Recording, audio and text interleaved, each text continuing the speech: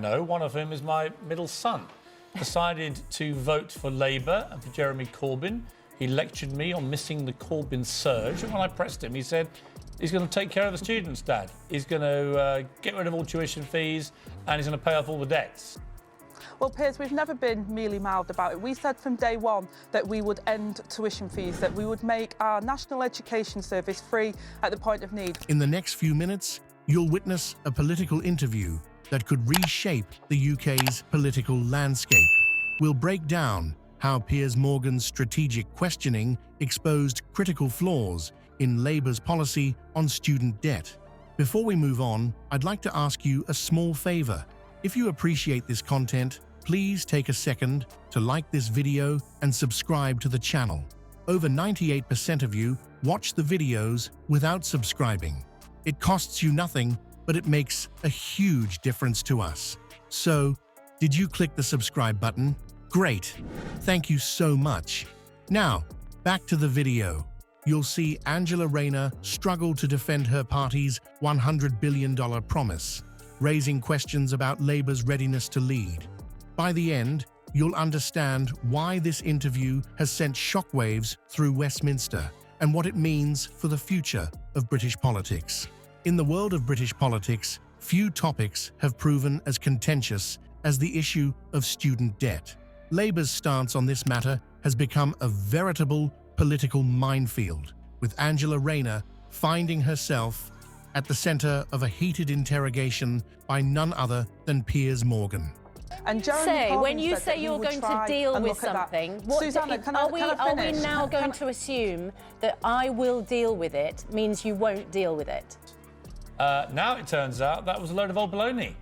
You're not going to get rid of any of the debts, are you? Or you're going to try and deal with it in a mealy-mouthed way, which suggests you haven't really thought this through.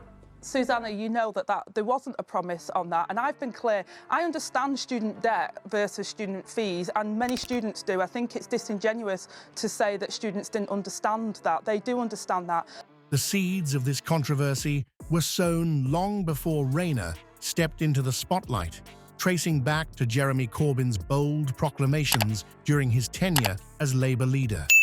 Corbyn had made waves with his ambitious pledge to abolish tuition fees, a promise that resonated deeply with young voters burdened by the prospect of crushing debt. But it was his statement, "I will deal with it," in reference to existing student debt, that truly set the stage for the drama to unfold.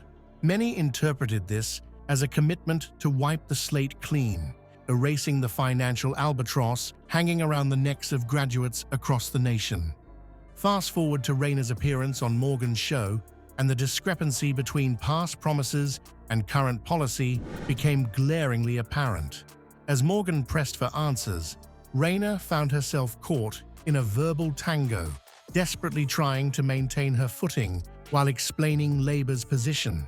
Her initial responses were a masterclass in political evasion, dancing around the core issue with the grace of a seasoned politician.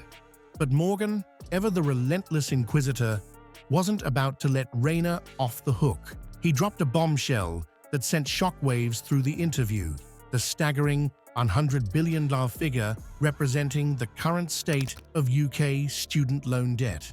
This astronomical sum put the magnitude of the issue into stark relief, dwarfing even the most generous estimates of what Labour might feasibly address. As the tension mounted, Rayner's struggle to articulate a clear policy became increasingly evident. Her attempts to clarify Labour's position only seemed to muddy the waters further. "We did not commit to removing all of the debt," she stated, a far cry from the sweeping promises of the Corbyn era. This apparent backtracking left viewers questioning not just Labour's commitment to addressing student debt, but the very consistency of their messaging. The interview reached its crescendo as Rayner's evasive answers exposed the glaring absence of a coherent Labour policy on student debt. What had begun as a straightforward inquiry into party policy had transformed into a revealing exposé of Labour's broader communication failures. The implications for the party's credibility were immediate and far-reaching. with echoes of similar stumbles by other prominent Labour figures like Shadow Chancellor Rachel Reeves. As the dust settles on Angela Rayner's disastrous interview with Piers Morgan, a troubling question emerges. Is this fumble just the tip of the iceberg for Labour's communication woes? Recent high-profile media appearances suggest a party struggling to find its voice in the public arena. Rayner's performance, while particularly cringeworthy, isn't an isolated incident. It's part of a pattern that's leaving Labour supporters scratching their heads and opponents gleefully rubbing their hands. The Shadow Chancellor, Rachel Reeves, has been facing her own share of criticism for media performances that seem oddly out of sync with public expectations. Both Rayner and Reeves share a common affliction: the inability to deliver concise, clear answers. Instead, they often meander through lengthy responses that leave viewers more confused than informed. It's as if they're trying to navigate a maze of their own making, desperately searching for an exit while the cameras roll. Political communication experts are sounding the alarm.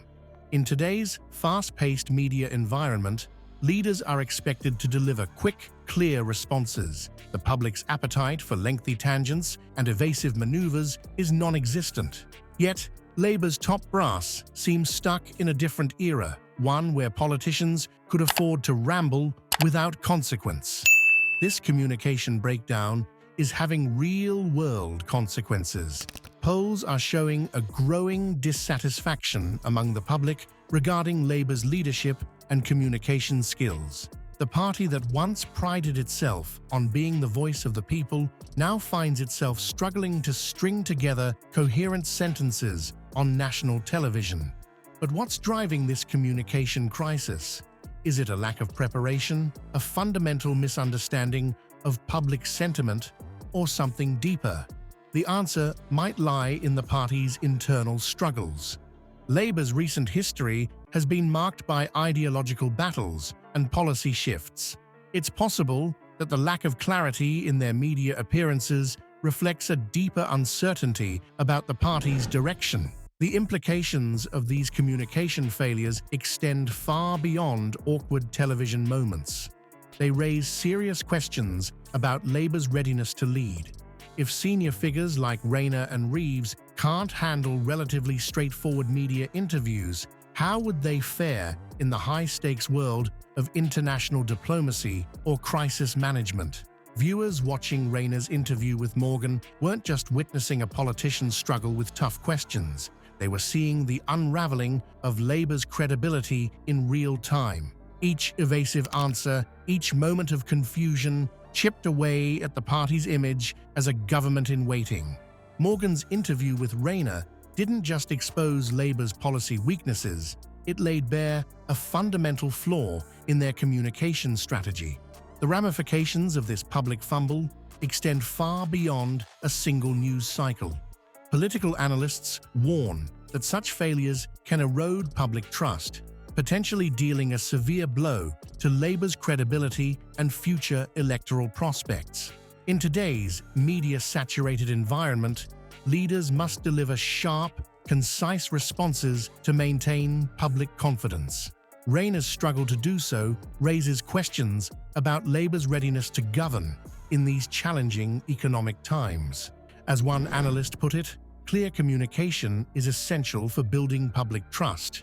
The party's inability to articulate a coherent stance on student debt might be symptomatic of deeper issues within their policy framework. This debacle leaves us pondering. In an era where a single interview can unravel years of political positioning, how can parties balance the need for nuanced policies with the demand for clear, soundbite-ready messaging? And more crucially, how will voters navigate this new landscape of political accountability?